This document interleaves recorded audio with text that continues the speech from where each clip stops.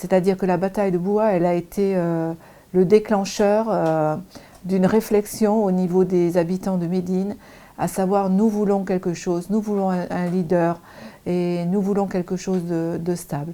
Donc Zaïd perd son père lors de cette bataille. De toute façon, cette bataille, il paraît qu'il ne restait, tout ce que j'ai lu, qu'il ne restait qu'un noble, une seule personne noble parmi les Médinois. Voilà. C'est pour vous dire un peu comment cette bataille a été rude et vraiment forte, quoi. Donc c'était quelqu'un, Zaïd, qui très très jeune était très intelligent. Alors il se convertit à 11 ans et il mémorise quasiment toutes les sourates qui lui sont enseignées à cette époque.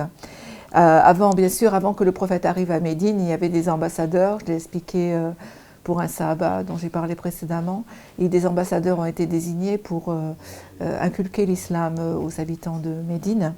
Et donc Zaïd a profité de cet enseignement et a pu mémoriser quasiment toutes les sourates qui lui ont été enseignées.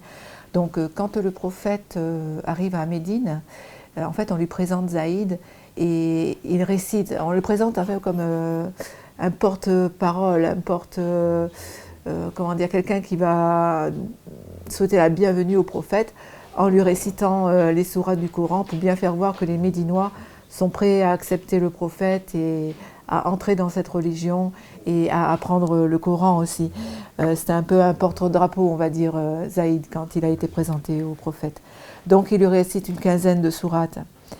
Il est très éduqué, et être éduqué, il faut bien comprendre qu'être éduqué à cette époque, c'est très exceptionnel.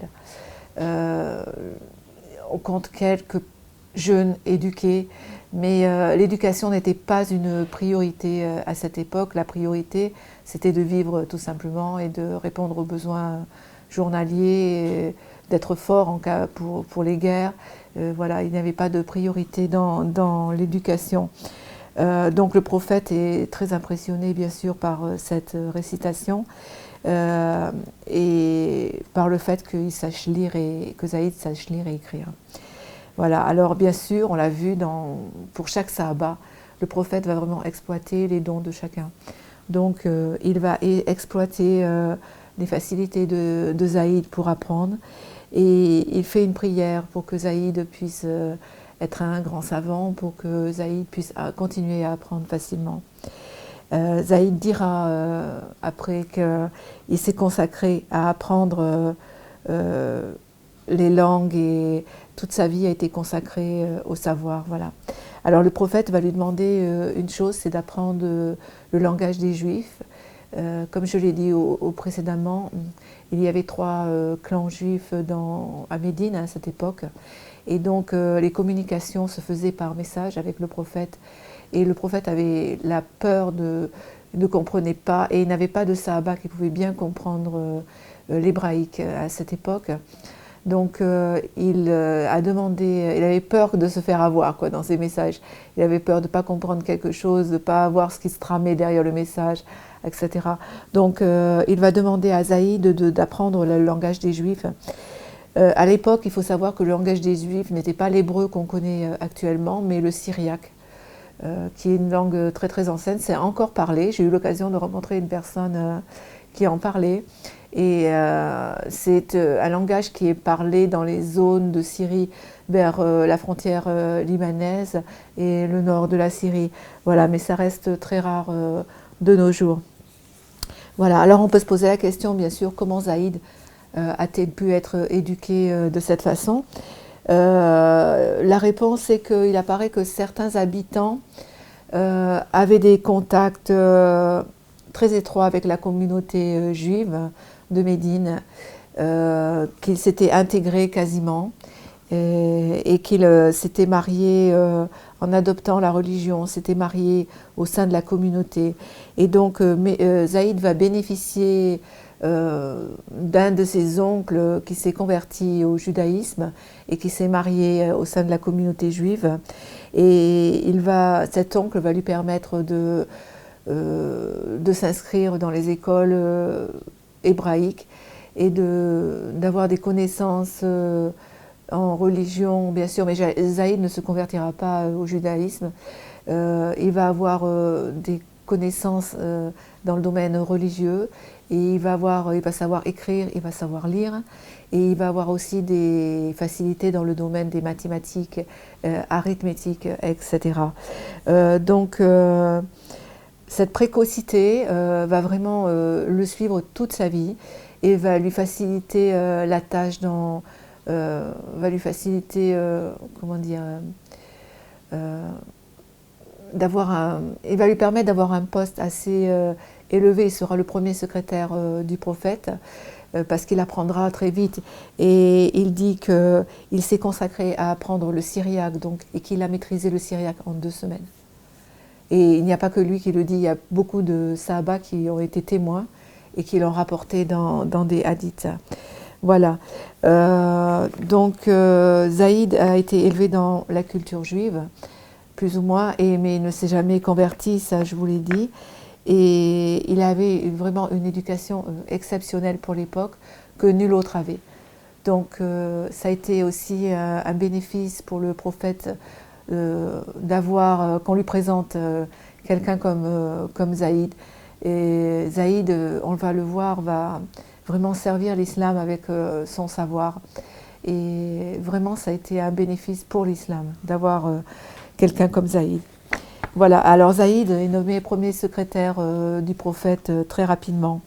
Il écrit ses lettres et surtout, quand les révélations descendent, quand les révélations sont révélées au prophète, il appelle Zaïd pour les écrire.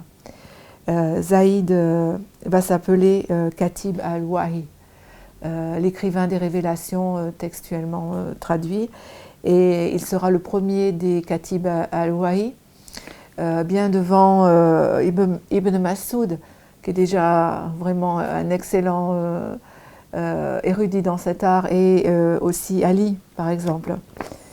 Ça en quantité. En quantité. On sait que Ibn Mas'ud, en qualité de récitation et de connaissance, était quand même supérieur, mais en quantité d'écriture, des révélations, Zaïd les dépasse vraiment largement. Alors Zaïd ne participera pas aux batailles de Badr car il est trop jeune.